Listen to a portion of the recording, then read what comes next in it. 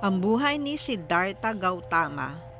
Si Siddhartha Gautama ay ipinanganak noong bandang ika-5 o ika-6 na siklo BCE sa Lumbini, ngayon ay bahagi ng Nepal. Siya ay mula sa angka ng mga Sakya, kaya tinatawag din siyang Sakyamuni Buddha. Ang ama niya ay si Hari Suddhodana, isang hari ng maliit na kaharian ng Sakya, at ang ina niya ay si Reyna Maya Devi. Ipinanganak si Siddhartha sa isang hardin sa ilalim ng punong sala at ipinropesiya ng mga pantas na siya ay magiging dakilang hari o isang dakilang pantas na espiritual. Dahil nais ng kanyang ama na siya ay maging makapangyarihang hari at hindi isang ermitanyo, ipinagawa ni Hari Suddhodana ang isang marangyang palasyo para kay Siddhartha. Hindi siya pinahintulutang makita ang kahirapan, sakit, pagtanda o kamatayan. Napapaligiran siya ng kasayahan, luho, musika, at kagandahan upang hindi siya magnilay tungkol sa paghihirap ng buhay. Gayunpaman sa kanyang paglabas sa palasyo, nakita ni Siddhartha ang mga bagay na hindi pa niya nakikita. Isang matanda ang nakita niya. Natutunan niya na ang tao pala at mga iba pang may buhay ay tumatanda. Isang may sakit. Natutunan niya na ang lahat ay nagkakasakit. Isang patay. Natutunan niya ang kamatayan. Isang monghe ang nakita niya na may kapayapaan sa gitna ng kawalan. Dito niya napagtanto na ang buhay ay puno ng paghihirap at nagsimulang maghanap ng kalutasan.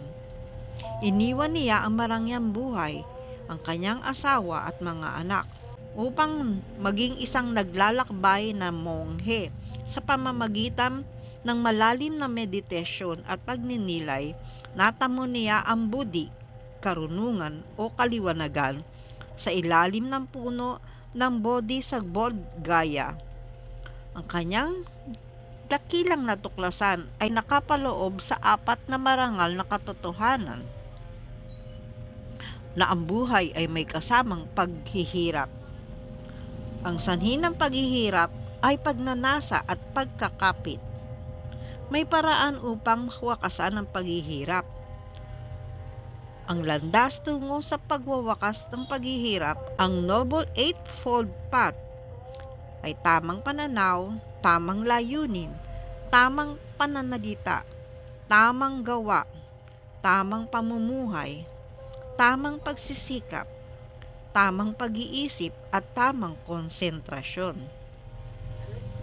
Na ang lahat ng bagay ay panandalian, walang permanenteng sarili. Ang paghihirap ay bahagi ng buhay, ngunit maaari itong wakasan sa pamamagitan ng karunungan, tamang asal at meditasyon. Ang layunin para kay Siddhartha Buddha ay kalayaan mula sa paghihirap at pag-ikot ng kamatayan.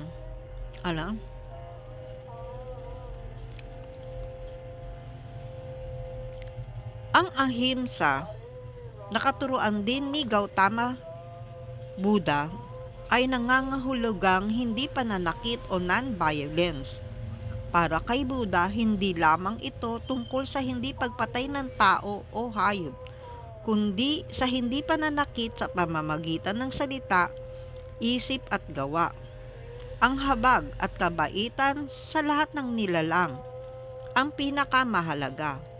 Si Siddhartha Gautama ay isang prinsipe na pinangalagaan ng kanyang ama upang hindi makakita ng paghihirap, ngunit natuklasan niya na ang buhay ay puno ng pagtanda, sakit at kamatayan. Nasa pamamagitan ng malalim na meditasyon, nahanap niya ang paraan upang malampasan ang paghihirap at itinuro niya ang 4 na marangal na katotohanan at 8 tamang landas. Ang kanyang aral ay nakabatay sa pag-ibig, karunungan at ahimsa. Haribol.